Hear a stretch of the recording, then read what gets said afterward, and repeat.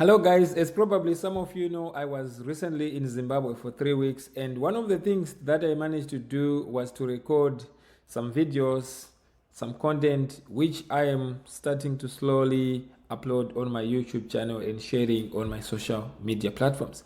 So in this video, one which I took in Zimbabwe, I had the chance to explore the Trabablas Interchange project, and I was quite impressed with what I saw, but I also was able to summarize some of the things that I learned about the ecosystem that is now developing around the Moody interchange. For example, the informal market.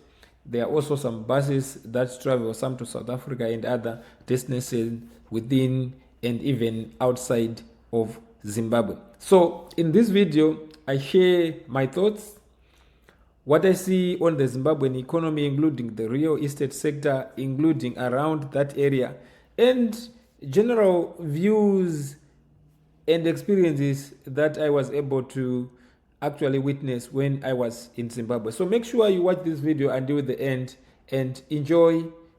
Thank you.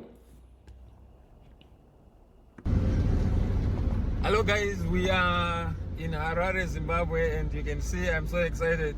We are just approaching Trabablaz Interchange. This is one of the popular places that Zimbabweans are visiting because this is an interchange that was recently constructed. You can see the roads here, they are nicer, much nicer than I was here. I came here, I think that was in 2022 if I'm right. And coming back here, one thing that I see that has been happening is that Zimbabwe is a highly informalized economy. So by that I mean a lot of people are doing informal trading, buying and selling stuff. But also in terms of the government side of things, like they've been constructing roads, and this is one of the notable infrastructural development projects that the government of Zimbabwe under President E.D. Mnangagwa has accomplished. You can see this bridge, this interchange is nice. I have traveled a bit. I live in Canada, of course. I've gone to the US. This is good. It's much better than I expected. And I can see even now, even the road is now dualized in a way that is much better. Let me show you this side as well. And this place used to have a lot of congestion, and this project, I think it went on for quite a number of years. When I came to Zimbabwe and I visited Zimbabwe in 2022 from Canada, it was still under construction. So I can safely say this project went on for more than 2 years. But here is the product, the end product. You can see this side is Glenora, it's a high density location, and this is Boka. The founder was Roger Boka. He was one of the popular Zimbabwean entrepreneurs. He was one of those people in Zimbabwe who actually were notable millionaires. And you can see people there.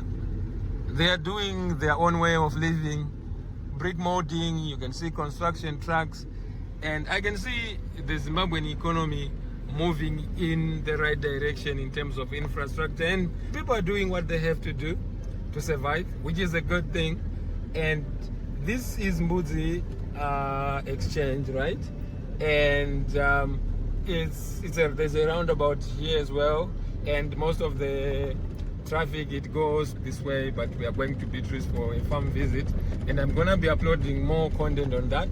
But on that other side, on the right side, you can see some informal market. People are selling clothes, people are selling what they have to do to survive, and that's Zimbabwe for you. I highly recommend that you guys visit this. I was in Switzerland in May.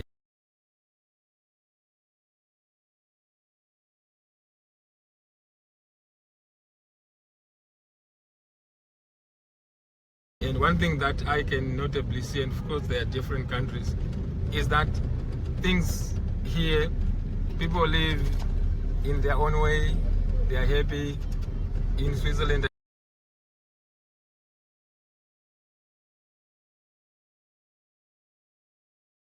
I noticed that people are, it's a very formalized economy.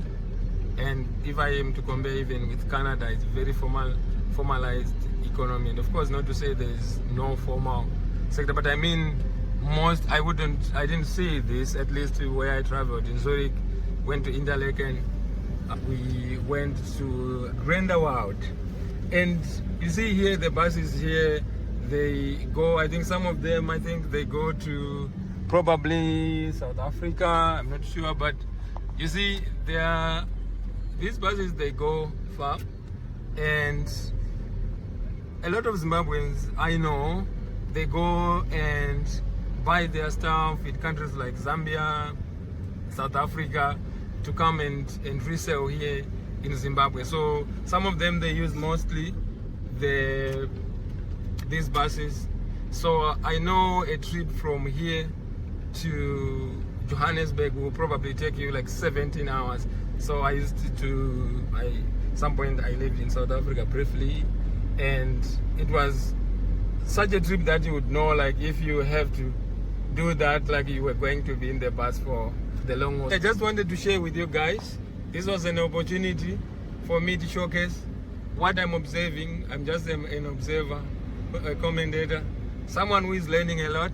Being a Zimbabwean by birth is something that I'm so deeply proud about. And to see some progress, to see my fellow Zimbabweans moving on, hustling, surviving, it's tough. It's tough out there, not just in Zimbabwe, but to see my people here doing what they have to do to survive, just like elsewhere in the world, it really warms my heart. So we are now going to go to our destination. So I just wanted to share with you guys. Make sure you subscribe, you follow me on social media. I'll be bringing more insights, talking to industry leaders, talking to some people who are making key and strategic decisions for the development of this country, and bringing this to you. You can see there's a sprouting new location here, people are building. And one interesting thing that I will share about Zimbabwe is that these houses that you see here, people are building brick by brick, but it's cash. In Canada, you can get a mortgage. That means you get a loan, you pay down payment, and you pay over time. Here, people buy land. Hopefully they've title deeds and they do it the right way, because sometimes people get deals that they lose money to theft, to bogus land developers. But now they build it. Now you can see there is a solar system. Most of the houses here as well, they have some water tanks, so they drill boreholes. You can see the geysers on top, so that with the erratic electricity, basically you're off grid, you can survive without the main electricity. So that's how people do to survive. But anyway, I'm gonna be bringing more of that in the future, so stay tuned. And that's it for now. Thank you so much for tuning in. Bye bye.